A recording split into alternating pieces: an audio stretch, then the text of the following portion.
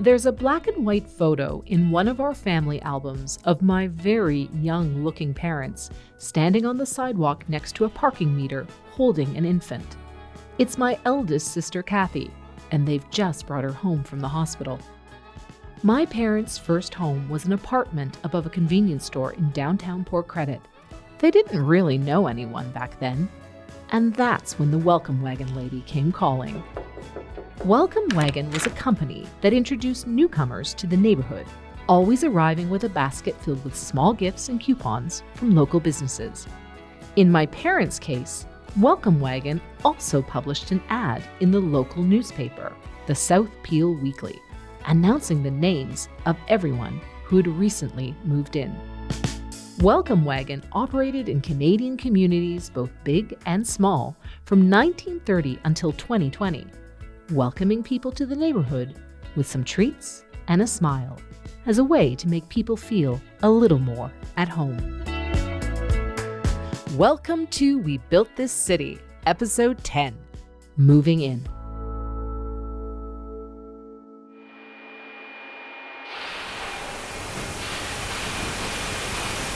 It was at the corner of Dundas Street and Mavis Road where modern Canada took shape, brick by brick.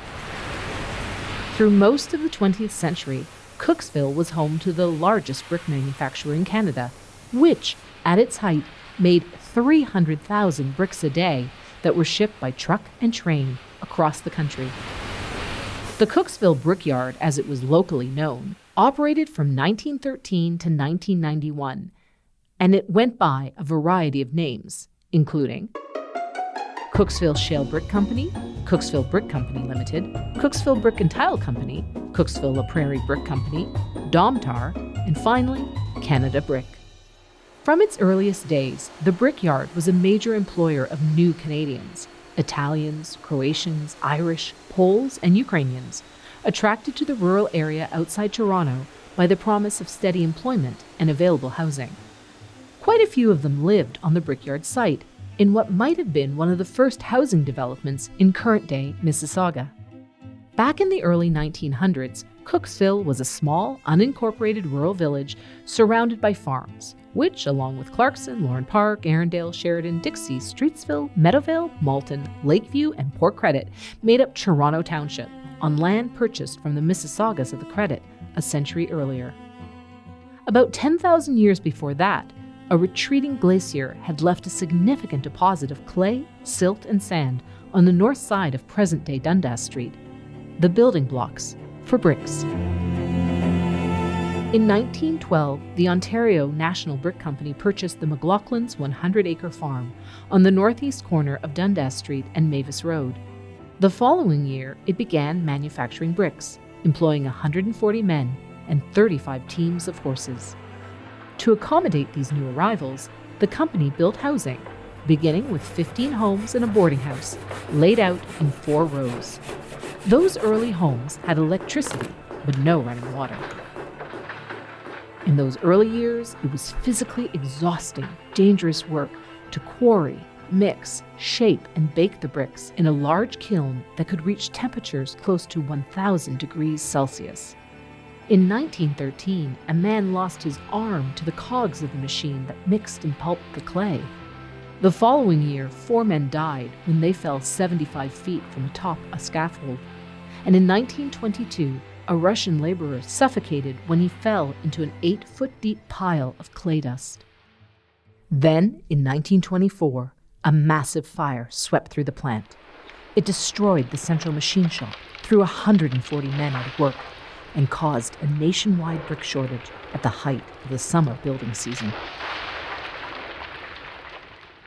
By then, Brickyard Village, as it was known, had expanded to include 35 families, while the plant employed close to 350 men, almost half the population of Cooksville. The majority were Italian, single men and families who had moved to Canada because of a lack of work at home. It wasn't always easy, particularly in the lead-up to the Great Depression. Italians and other European immigrants were viewed with suspicion by locals, who accused them of stealing jobs and of having unhealthy, strange habits because of the food they ate, how they dressed, and that multiple families often lived together under the same roof. In addition to the homes, the brickyard constructed multiple boarding houses, some operated by Croatian women who had followed their husbands to Canada. In the decade leading up to the Great Depression, 25,000 Croatian men emigrated on their own to Canada, including my maternal grandfather.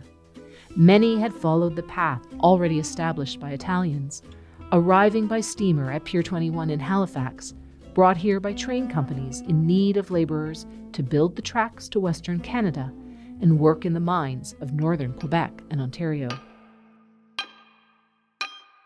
For those who made it back to Toronto, there was work to be found in factories or on the farms in Toronto Township. Some made their way to Cooksville, and by the mid-1930s, there were at least 30 men working and living at the brickyard who were either single or had left their wives and children in Croatia. In fact, the vast majority of Croatian immigrants during this period were overwhelmingly men. Only the Chinese, who were subject to racist immigration policies that restricted family reunification, had a greater gender imbalance. This created a bit of a pickle for Croatian men who wanted some love and companionship in their life. They either had to write home and ask their families to arrange a marriage with a woman willing to move across the ocean and start a new life with someone they barely knew, or seek to court and marry a woman who wasn't Croatian. Neither were easy options in the 1930s.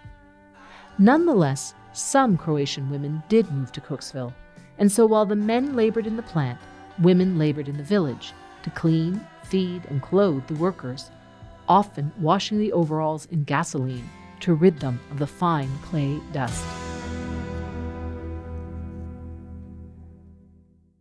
By the 1950s, a vibrant social scene had developed, with the brickyard sponsoring baseball, soccer, and football teams, and an orchestra.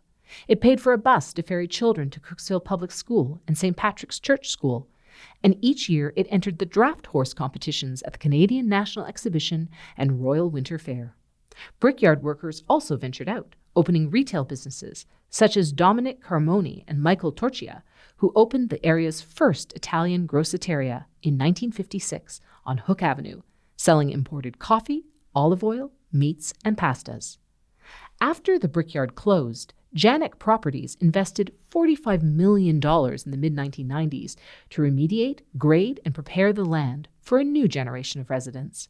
Today, the area is home to shops, townhouses, and single-family homes on streets such as Clay Meadow Avenue and Clay Hill Road, which borders Brickyard Park. The 26-acre park includes community baseball, softball, and soccer fields, a cricket batting cage, a playground, and a multi-use trail. It also features a brick relief sculpture of an eagle forged by Mississauga artist and former brickyard stonecutter Angelo Belluz that was originally commissioned for the brickyard office.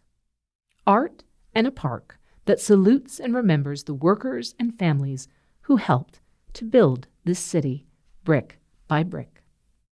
While most people who moved into the rural communities west of Toronto came here for work, some came here to play. In the late 1800s, the city of Toronto was bustling. The Industrial Revolution had arrived in Hogtown, and with it, factories, distilleries, and meat processors lined the lake's shore, bringing with it prosperity for some, harsh labor conditions for others, and the smoke, noise, and activity of industry in action. The reward for all this work was the same then as it is now: a chance to escape the smoke and heat of the city for the calm and frivolity of parks located beyond the city's stench and smoke. For Torontonians, this meant hopping on steamers for a day's trip to, well, someplace else.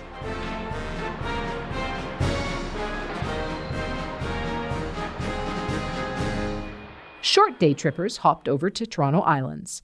Those looking for a leisurely pleasure cruise headed down to Niagara or Lewiston. And for those who wanted to get away without having to travel too far, there was Lorne Park. On May 24, 1879, Queen Victoria's birthday, a consortium of businessmen opened Lauren Park, their new 75-acre pleasure grounds, about a 90-minute cruise west from Toronto Harbour.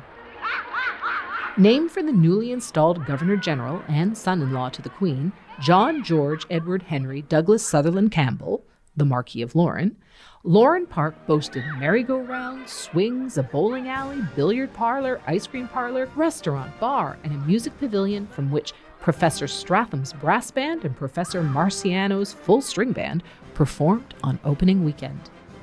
A round trip and ticket to the park cost 25 cents, 15 cents for children, with people traveling on the Armenia, Picton, and Empress of India steamers.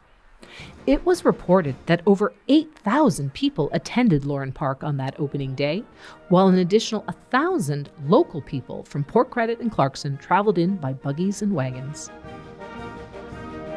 While officially the proprietors said they intended to operate Lauren Park on, quote, strictly temperance principles, that didn't actually happen, according to one attendee, who wrote to the Globe to describe the post-revelry rowdiness on board the Empress of India. On every trip from 10 o'clock to her last, something disagreeable occurred, culminating in free fights and general alarm all around. I can speak from my own experience of the boat that left so early as 6 o'clock p.m. It was dangerously overcrowded in the first place. In the next, no precautions were taken to enforce even the semblance of order. Fellows full of drink on embarking got drunker still on board. They broke into the ladies' cabin, which they converted into a pandemonium, smoking, drinking, blaspheming. A lady who remonstrated with one ruffian, a drummer belonging to an Orange Young Britain band, was struck at by the coward, and her hat, costing $6, was thrown into the lake. In one fight, even the ladies' washing room was invaded, and its windows, basin, etc. broken. Bands of young fellows promenaded round the deck, pushing all out of their way by means of stools and chairs held at the charge. Young girls were knocked about and grossly insulted, while the language used by these rowdies was such as to shock the ears of all modest persons on board. A poor little Italian boy with his fiddle was simply used as a football and was rescued from further violence by two gentlemen, his face being then badly bruised by the heel of one of his assailants. The officers and crew of the ship seemed powerless to prevent such brutality, the captain only interfering in the case of the orange drummer aforesaid. It is time that something were done to put a stop to this sort of thing. If the sale of whiskey cannot be stopped at the parks, surely it is not too much to ask that no bars be allowed on board the boats except for the sale of temperance drinks. I may add that the rowdy ranks were not represented by the working man element. Signed E. May 25th. 1877.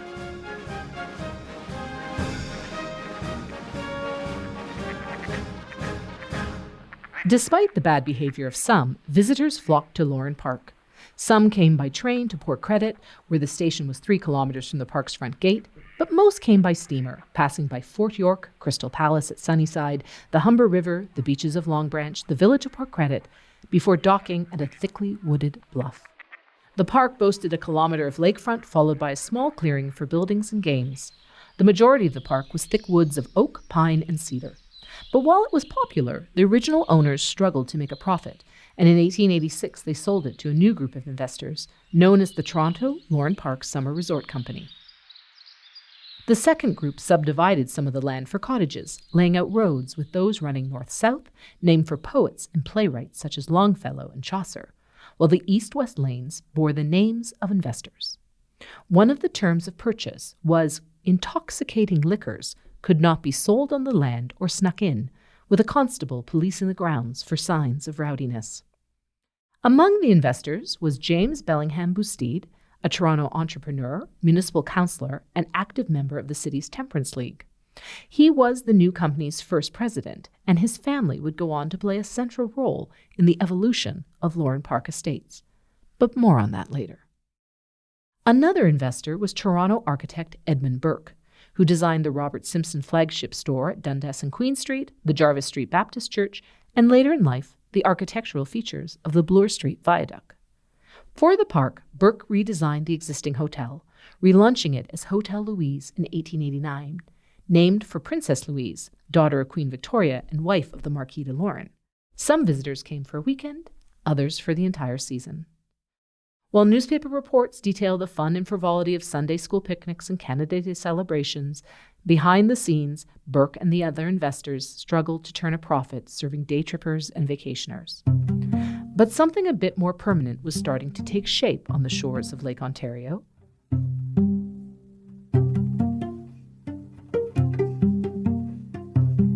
Along with the hotel, Burke designed 27 cottages, many of which featured wraparound verandas and second-floor balconies for well-to-do Torontonians. These cottagers outfitted their summer homes with beautiful hand-carved furniture, fine china, and decorative rugs, and families brought both swimming outfits and formal wear for evenings at the hotel. But Lauren Park wasn't all luxury back then. Meals were prepared outside on wood-burning stoves, and outhouses were used because of a lack of indoor plumbing.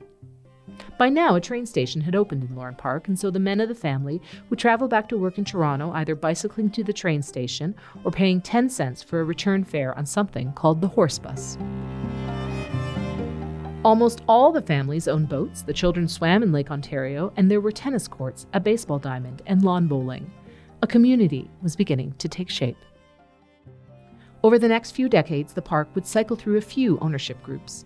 In 1891, there was the Lauren Park Company Limited, and between 1905 and 1910, the park was closed to the public. Cottagers only, thank you very much. In 1909, ownership was transferred to the Lakeshore Country Club. Then, between 1912 and 1914, ownership and control of the park ended up before the courts. The verdict? Cottagers would own their individual lots through the Lauren Park Cottagers Association, sharing the cost of the park's upkeep. This included maintaining the roads and gas lights, arranging for the delivery of ice for ice boxes, and taking care of the horses used to ferry people to and from the train station. On the surface, the Lauren Park Cottagers Association projected an air of genteel summer living. The Toronto Star published the names of the cottagers along with the names of their cottages in the society pages. Some had chauffeurs who stayed on the edge of the park, and in 1917, the park hosted the Canadian Lawn Bowling Championships. All symbols of success and wealth in early 20th century Ontario. However, by 1919, change was in the air, led by Mary Louise Clark, the daughter of James Bousted, that early investor.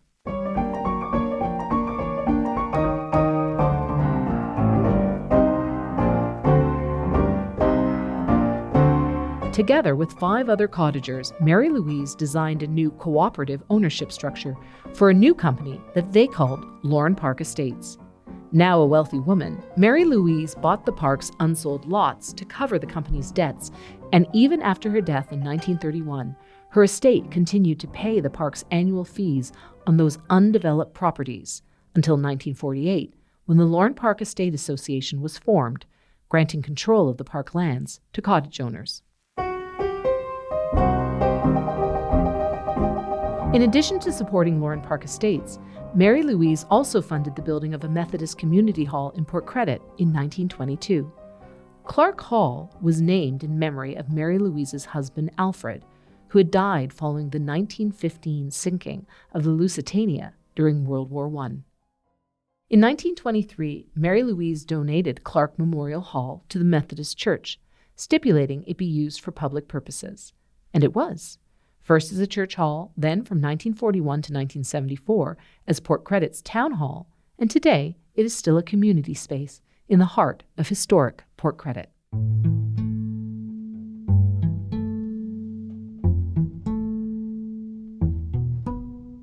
Mary Louise's legacy continues in her former summer neighborhood. Lauren Park Estate Association continues to cooperatively govern and manage this unique private community within the city of Mississauga. Located south of Lakeshore Boulevard on the east side of Jack Darling Park, Lauren Park Estates is marked with a white picket, Lauren Park Estates private road sign in the middle of the road at the entrance to Tennyson Avenue.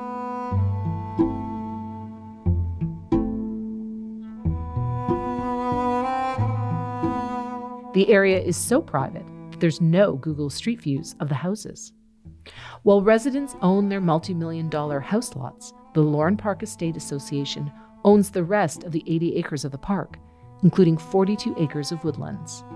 The association owns the roads, rights-of-ways, woods, lake frontage, beaches, water lots, central commons, and all structures on the land, which is home to 200 species of birds, 300 different plants and wildflowers, 3 creek beds and marsh areas, a tennis court, skating rink, playground, and 3 kilometers of trails. While Lauren Park Estates whispers of a bygone era in Canadian history, the over 30,000 square meter Mississauga Chinese Centre speaks to the history and culture of ancient China, right in the middle of a modern Canadian city. The centre was championed and financed by the Chinese community in 1986, and when it opened its doors in 1988, it was and remains one of the most unique tourist destinations in Ontario. Located on Dundas Street, just east of Cawthra Road, you won't need GPS to locate it thanks to a main entrance gateway that stands 13 meters high, with not a nail in sight, constructed solely by wooden studs and 17,000 cubic meters of wood.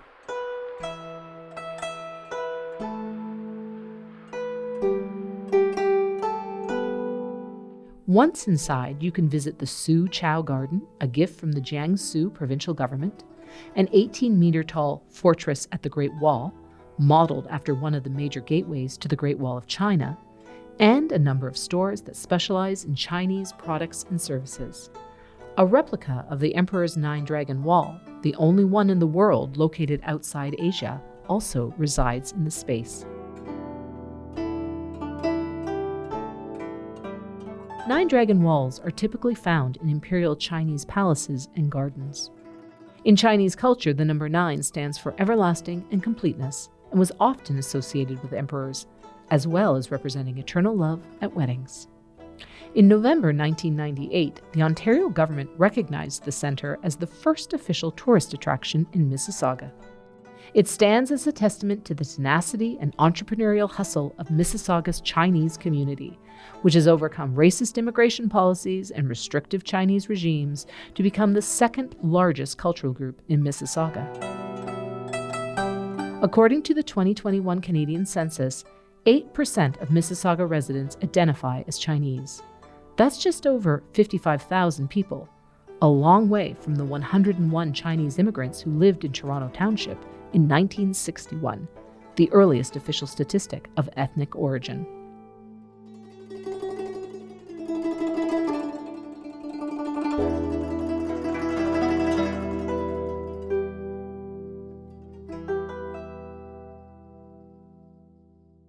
While Chinese immigrants first began immigrating to Canada in the 1850s, they mainly settled in British Columbia, hoping to strike it rich in the Western Gold Rush.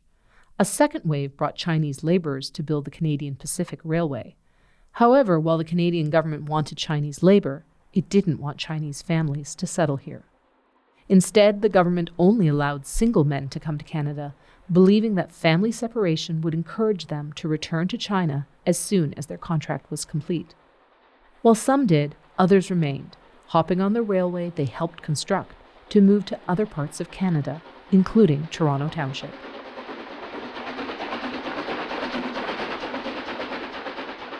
Then, in 1923, the government of William Lyon Mackenzie King introduced the Chinese Immigration Act, which banned Chinese entry to Canada until it was lifted in 1947. It was lifted because Canada was a signatory to the Universal Declaration of Human Rights, which was drafted by Canadian lawyer John Peters Humphrey. The first significant wave of Chinese immigration saw middle-class Hong Kong Chinese move to Mississauga out of fear of Communist China's Cultural Revolution in the 1960s, driven partly by riots at home and more liberal and equitable immigration laws here in Canada. Students were given the opportunity to become permanent residents in 1973, becoming the first generation of university-educated Chinese immigrants to put down roots in Mississauga. Together, the new city and its new citizens grew together. Following the death of Mao Zedong, people from mainland China began immigrating in the late 1970s. The British handover of Hong Kong to China in 1997 signaled another wave of immigration as the island's entrepreneurs and professionals opted to leave, encouraged by a new investor class of immigration to Canada that encouraged new immigrants to open or purchase businesses in their new home. I should like, on behalf of Her Majesty the Queen and of the entire British people, to express our thanks admiration, affection, and good wishes to all the people of Hong Kong who have been such staunch and special friends over so many generations. That same year, the Fo Guang Shan Temple opened an overseas branch in Meadowvale that attracts tourists from around the world seeking insights into humanistic Buddhist practices. From the Italians, Croatians, and Eastern Europeans who turned Mississauga's clay into bricks, the well-to-do Torontonians who created a private retreat on the lakeside, and the Chinese immigrants who brought a bit of the pageantry of the old world to their new one, together, the people who have moved in and made Mississauga home have built this city.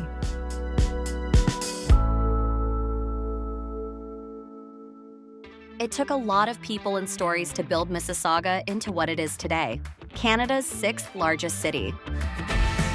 Come visit us across our social platforms and on our website at visitmississauga.ca. You've been listening to a Podstarter production.